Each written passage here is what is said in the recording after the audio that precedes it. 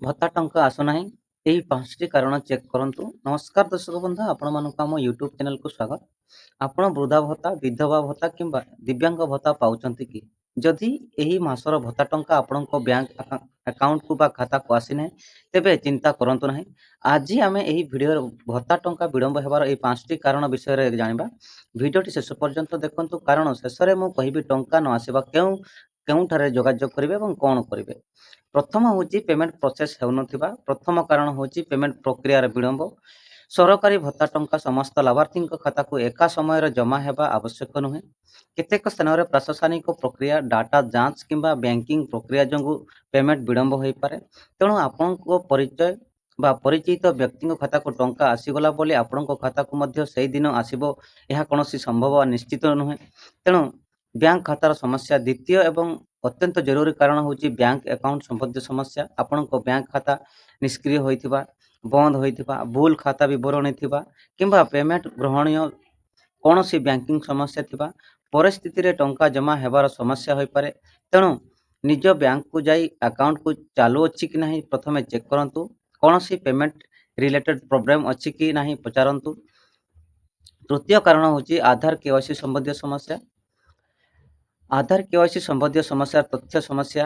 ଯଦି ସମ୍ବନ୍ଧିତ ସରକାରୀ ପ୍ରକ୍ରିୟା କେୱାଇସି କିମ୍ବା ଅନ୍ୟ କୌଣସି ଭେରିଫିକେସନ୍ ଆବଶ୍ୟକ ଥାଏ, ତେବେ ଏହାକୁ ଠିକ୍ ଅଛି କି ନାହିଁ ଯାଞ୍ଚ କରନ୍ତୁ। କିନ୍ତୁ ଏଠାରେ କୌଣସି କଥା ମନେ ରଖନ୍ତୁ, ଏଠାରେ ସୋସିଆଲ ମିଡ଼ିଆରେ ଆସୁଥିବା ପ୍ରତ୍ୟେକ କେୱାଇସି ଖବରକୁ ସତ ବୋଲି ବିଶ୍ୱାସ କରନ୍ତୁ ନାହିଁ। ଅଧିକୃତ ନିର୍ଦ୍ଦେଶ ଥିଲେ ମାତ୍ର ସେହି ଅନୁସାରେ ଭେରିଫିକେସନ୍ କରନ୍ତୁ।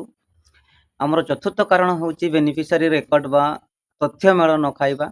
ଉଦାହରଣ ସ୍ୱରୂପ ନାମ, ଜନ୍ମ ତାରିଖ, ଆଧାର ବିବରଣୀ, ବ୍ୟାଙ୍କ ବିବରଣୀ ଇତ୍ୟାଦିରେ କୌଣସି ସମନ୍ୱୟ ନଥିଲେ ଯାଞ୍ଚ ସମୟରେ ସମସ୍ୟା ହୋଇପାରେ। ତେଣୁ ଆପଣଙ୍କ ରେକର୍ଡରେ କୌଣସି ଭୁଲ ଅଛି ବୋଲି ସନ୍ଦେହ କଲେ ସମ୍ବନ୍ଧିତ କାର୍ଯ୍ୟାଳୟରେ ଯାଇ ତଥ୍ୟ ଯାଞ୍ଚ କରନ୍ତୁ। ପଞ୍ଚମ କାରଣ ହେଉଛି ବେନିଫିସିଆରୀ ଷ୍ଟାଟସ୍ କିମ୍ବା ଏଲିଜିବିଲିଟି ସମ୍ବନ୍ଧୀୟ ସମସ୍ୟା। କୌଣସି ଲାଭାର୍ଥୀଙ୍କ ତଥ୍ୟ ଯାଞ୍ଚ ଅଧୀନରେ ଥାଇପାରେ କିମ୍ବା ଯୋଜନାର ନିୟମ ଅନୁଯାୟୀ ତାଙ୍କର ଯୋଗ୍ୟତା ସମ୍ବନ୍ଧୀୟ ପ୍ରଶ୍ନ ଥାଇପାରେ। ଏଭଳି ସ୍ଥିତିରେ ହ୍ୱାଟ୍ସଆପ୍ କିମ୍ବା ଫେସବୁକ୍ ମେସେଜ ଦେଖି ନିଜେ ନିଷ୍କ୍ରିୟ ହେବେ ନାହିଁ। ଅଧିକ ରେକର୍ଡ ଯାଞ୍ଚ କରନ୍ତୁ ବା ଅଧିକୃତ ରେକର୍ଡ ଯାଞ୍ଚ କରନ୍ତୁ। ଏବେ ଟଙ୍କା ଆସିଛି କି ନାହିଁ କେମିତି ଜାଣିବେ? ତ ବନ୍ଧୁମାନେ, ଟଙ୍କା ଆସିଛି କି ନାହିଁ ଜାଣିବା ପାଇଁ ପ୍ରଥମେ ନିଜର ବ୍ୟାଙ୍କ SMS ଯାଞ୍ଚ କରନ୍ତୁ। ତାପରେ ମୋବାଇଲ ବ୍ୟାଙ୍କିଂ କିମ୍ବା ATM ମାଧ୍ୟମରେ ଖାତାରେ ବାଲାନ୍ସ ଚେକ୍ କରିପାରିବେ। ପାସବୁକ୍ ଥିଲେ ନିକଟସ୍ଥ ବ୍ୟାଙ୍କ କିମ୍ବା CSPରେ ପାସବୁକ୍ ଅପଡେଟ୍ କରି ମଧ୍ୟ ଜାଣିପାରିବେ। ଟଙ୍କା ନ ଆସିଲେ କ'ଣ କରିବେ? ଯଦି ଭତ୍ତା ଟଙ୍କା ଆସୁନାହିଁ, ତେବେ ଏହି କ୍ରମରେ ଯାଞ୍ଚ କରନ୍ତୁ। ବ୍ୟାଙ୍କ ଖାତା ଚାଲୁ ଅଛି କି ନାହିଁ ପ୍ରଥମେ ଚେକ୍ କରିବେ। ଦ୍ୱିତୀୟ ହେଉଛି ନିଜର ବେନିଫିସିଆରୀ ପେନ୍ସନ୍ ଷ୍ଟାଟସ୍ ଯାଞ୍ଚ କରନ୍ତୁ। ତୃତୀୟରେ ଆପଣଙ୍କର ଆବଶ୍ୟକ କେୱାଇସି କିମ୍ବା ଭେରିଫିକେସନ୍ ସମ୍ପୂର୍ଣ୍ଣ ଅଛି କି ନାହିଁ ଦେଖନ୍ତୁ। ଚତୁର୍ଥରେ ଯେ ସମ୍ବନ୍ଧିତ ପଞ୍ଚାୟତ, ସହର ସ୍ଥାନୀୟ କାର୍ଯ୍ୟାଳୟ କିମ୍ବା ସମ୍ବନ୍ଧିତ ବିଭାଗ ଯୋଗାଯୋଗ କରନ୍ତୁ। ଆଉ ଗୋଟିଏ ଜରୁରୀ କଥା ହେଉଛି, କେହି ଯଦି ଫୋନ୍ କରି କହୁଛନ୍ତି ଆପଣଙ୍କ ଭତ୍ତା ବନ୍ଦ ହୋଇଛି, OTP କୁହନ୍ତୁ କିମ୍ବା ଭତ୍ତା ଚାଲୁ କରିବା ପାଇଁ ଟଙ୍କା ପଠାନ୍ତୁ, ତେବେ କୌଣସି OTP ବା ATM ପିନ୍, UPI ପିନ୍ କିମ୍ବା ବ୍ୟାଙ୍କ ପାସୱାର୍ଡ କାହାକୁ ଦିଅନ୍ତୁ ନାହିଁ। ସରକାରୀ ଯୋଜନା ନାମରେ ଆସୁଥିବା ଅଜଣା ଲିଙ୍କ ମଧ୍ୟ କ୍ଲିକ୍ କରନ୍ତୁ ନାହିଁ।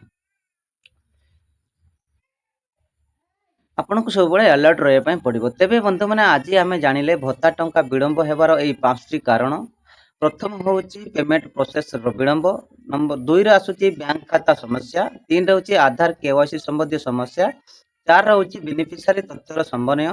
5ରେ ହେଉଛି ଷ୍ଟାଟସ୍ କିମ୍ବା ଏଲିଜିବିଲିଟି ସମ୍ବନ୍ଧୀୟ ସମସ୍ୟା। କିନ୍ତୁ ମନେ ରଖନ୍ତୁ, ଟଙ୍କା ବିଳମ୍ବ ହେଲା ମାତ୍ରେ ଭତ୍ତା ବନ୍ଦ ହୋଇଗଲା ବୋଲି ଧରିନେବା ନାହିଁ। ଅଧିକୃତ ରେକର୍ଡ ଯାଞ୍ଚ କରନ୍ତୁ ଏବଂ ଆବଶ୍ୟକ ହେଲେ ସମ୍ବନ୍ଧିତ କାର୍ଯ୍ୟାଳୟରେ ପଚାରନ୍ତୁ। ଭିଡ଼ିଓଟି ଉପକାର ଲାଗିଥିଲେ ଲାଇକ୍ କରନ୍ତୁ, ସେୟାର କରନ୍ତୁ ଏବଂ ସବସ୍କ୍ରାଇବ୍ କରନ୍ତୁ। କମେଣ୍ଟରେ ଲେଖନ୍ତୁ ଆପଣଙ୍କ ଭତ୍ତା ଟଙ୍କା ଆସିଛି କି ନାହିଁ। ଧନ୍ୟବାଦ। ଜୟ ଜଗନ୍ନାଥ।